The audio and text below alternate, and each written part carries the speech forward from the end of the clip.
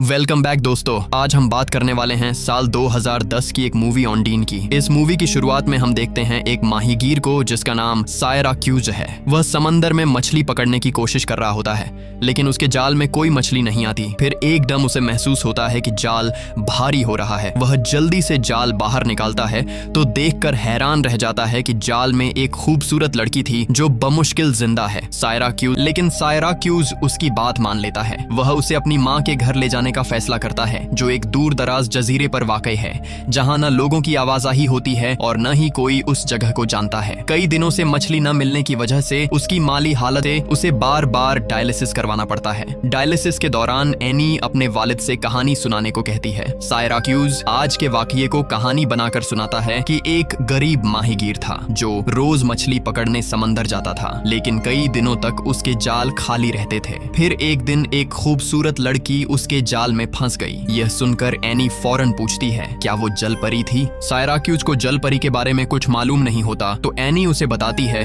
कि जल परियां समंदर में रहने वाली इंसानों जैसी मखलूकन होती हैं, जो जादुई गाने गाती हैं और अपने गानों से सब कुछ बदल सकती हैं। एनी यह भी बताती है कि जल परियां जमीन पर भी रह सकती हैं। उनके पास एक खास खाल होती है और अगर वो जमीन पर आ जाए तो 7 साल तक वहीं रह सकती हैं, यहाँ तक कि समंदर खुद उन्हें वापस बुला ले। ये सब सुनकर सायराक्यूज सिर्फ खामोश हो जाता है, क्योंकि वह उस लड़की के बारे में कुछ नहीं जानता था, यहाँ तक कि उसका नाम भी नहीं। डायलिसिस मुकम्मल होने के बाद वह एनी को उसकी माँ के घर छोड़ आता है और खुद वापस आ जाता है। अगले दिन जब वह मछली पकड़ने जाने लगता है तो वह उस लड़की को गाते हुए सुनता है। उसकी आवाज में वाकई अजीब सा जादू होता है, जिससे उसे एनी की बातें याद आ जाती हैं और वह सोचने लगता है कि कहीं यह लड़की वाकई जल परी तो नहीं। लड़की उससे पूछती है कि क्या वह भी उसके साथ मछली पकड़ने जा सकती है। सायराक्यूज पहले मना करता है, लेकिन उसके इसरार पर मान जाता है। समंदर में वह उससे उसके गाने के बारे में पूछता है, मगर वह कोई वाजह जवाब नहीं देती। सायराक्यूज उससे उसका नाम पूछता है तो वह कहती है, तुम मुझे वक्त एनी अपनी मोटर व्हील चेयर पर होती है और सायराक्यूज अपनी गाड़ी में। एनी उससे कहती है कि वह कल अधूरी रह जाने वाली कहानी आगे सुनाए। सायराक्यूज बताता है कि समंदर से निकलने वाली लड़की की आवाज में जादू था। जब भी वह माहीगीर के साथ कश्ती में जाती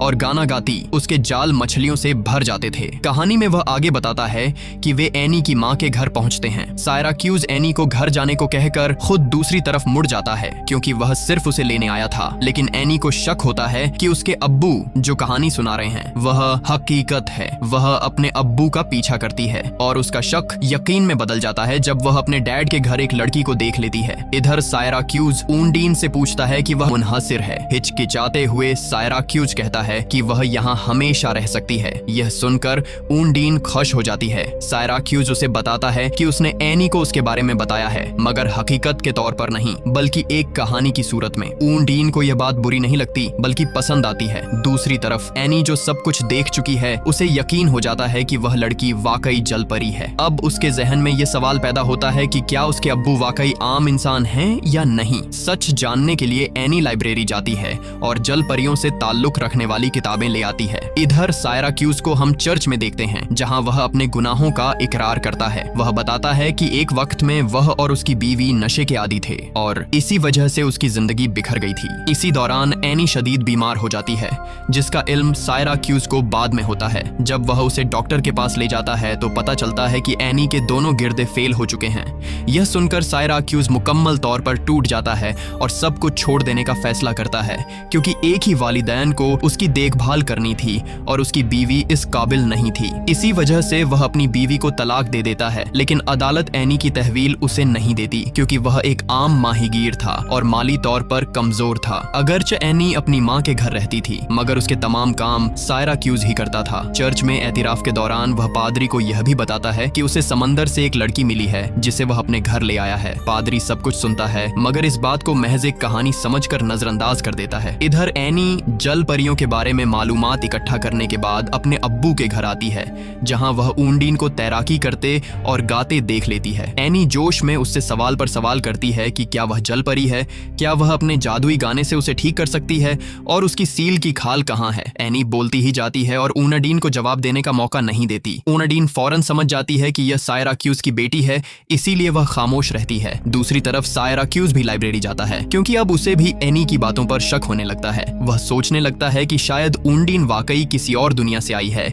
इसीलिए उसके गाने से उसके जाल मछलियों से भर जाते हैं। हैं। यहाँ फिल्म में एक नया पुरस्कार किरदार सामने आता है जिसके बारे में इतना ही मालूम होता है कि वह ऊनडीन को तलाश कर रहा है। अगले दिन सायराक्यूज एक बार फिर ऊनडीन को मछली पकड़ने ले जाता है। वह जाल समंदर में डालता है। ऊनडीन गाना शुरू करती है और देखते ही देखते जाल मुख्तलिफ मछलियों से भर जाता है। दूर खड़े मुहाफिज भी यह देखकर हैरान हो जाते हैं कि सायराक्यूज के जाल में इतनी ज्यादा मछलियां कैसे आ गईं। चुनांचे वह उसकी कश्ती की तलाशी लेने आ जाते हैं। उन्हें शक होता है कि कहीं वह कोई गैर कानूनी तरीका तो इस्तेमाल नहीं कर रहा।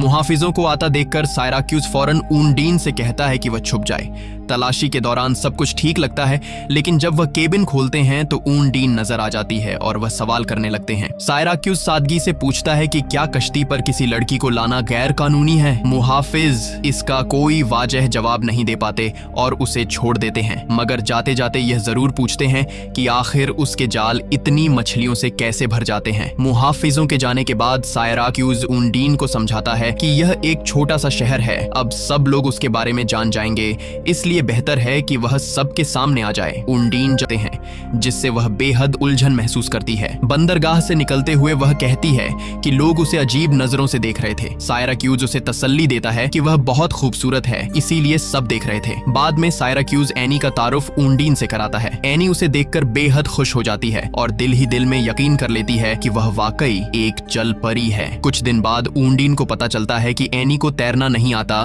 तो वह उसे तैरना सिखाती है। सबके के बाद जब वह खुश्की पर आती हैं, तो ऊनडीन का पांव एक जाल में फंस जाता है। जाल खोलने पर अंदर कुछ चीजें होती हैं। एनी फौरन कहती है कि यही वह थैला है जिसमें ऊनडीन की सील की खाल है और इसे जमीन में दफन करना चाहिए ताकि वह 7 साल तक यहाँ रह सके। ऊनडीन ज्यादा कुछ कहे बगैर उस थैले को घर के पीछे छुपा देती है और एनी से वादा लेती है कि यह बात किसी को नहीं बताई जाएगी। एनी इस राज को संभालने पर राजी हो जाती है। अगले दिन साहिल के करीब कस्बे में एक छोटा और एनी भी पहुंचते हैं। एनी शरारत में ऊनडीन की ताकत आजमाना चाहती है और अचानक पानी में छलांग लगा देती है। एनी को बचाने के लिए ऊनडीन फौरन पानी में कूदती है और उसे डूबने से बचा लेती है, मगर इस वाकये के बाद एनी की तबीयत मजीद बिगड़ जाती है। सायराक्यूज फौरन उसे उसकी माँ के घर छोड़ आता है और फिर ऊनडीन के साथ वापस आ जाता है। यह वाकया सायराक्यूज को अंदर से तोड़ देता है। वह खुद को कसूरवार समझता है कि वह अपनी बेटी का सही ख्याल नहीं रख सका। ऐसे में ऊनडीन उसे तसल्ली देती है और दोनों के दरमियान कुर्बत बढ़ जाती है। अगले दिन सायराक्यूज को एहसास होता है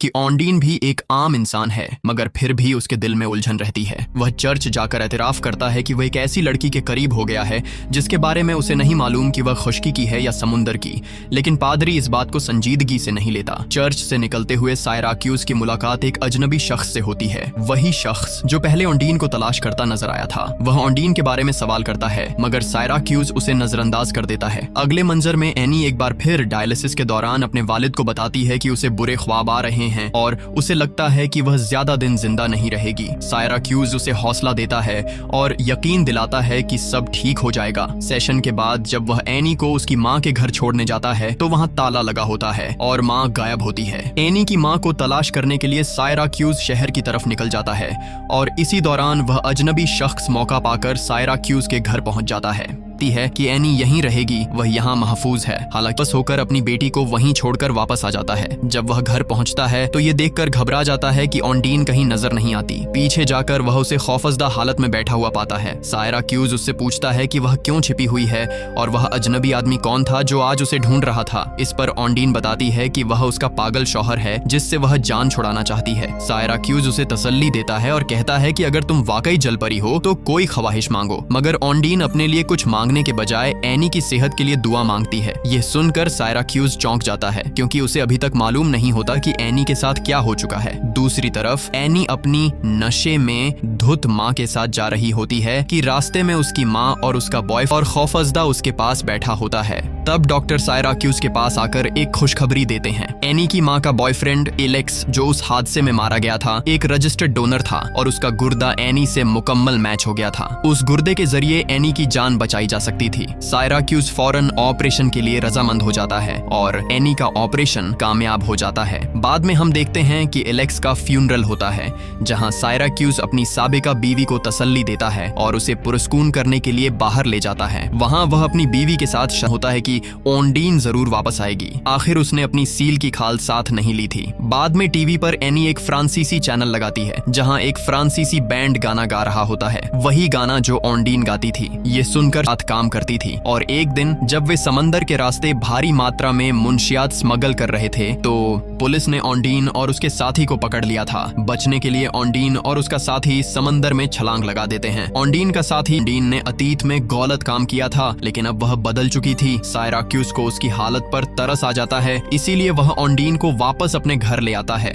लेकिन जब वे दोनों घर पहुंचते हैं तो यह देखकर दंग रह जाते हैं कि वह आदमी पहले ही लिया था ताकि सायराक्यूज आसानी से ऑन्डीन के बारे में सच बता दे। उसने अपनी सील की खाल यहाँ छोड़ दी है। यह सुनकर वह आदमी कहता है कि यह किसी लड़की की सील की खाल नहीं बल्कि झाड़ियों में छिपाई गई नशे की खेप है। यह बात सुनकर एनी को कुछ भी समझ नहीं आता। इसी दौरान ऑन्डीन और सायराक्यूज उस आदमी के सामने आ जाते हैं। गुस्से में आकर वह आदमी ऑन्डीन पर तशद्दुद करने लगता है और बैग के बारे में पूछता है। मिलते हैं किसी नई कहानी में, तब तक के लिए खुदा हाफिज।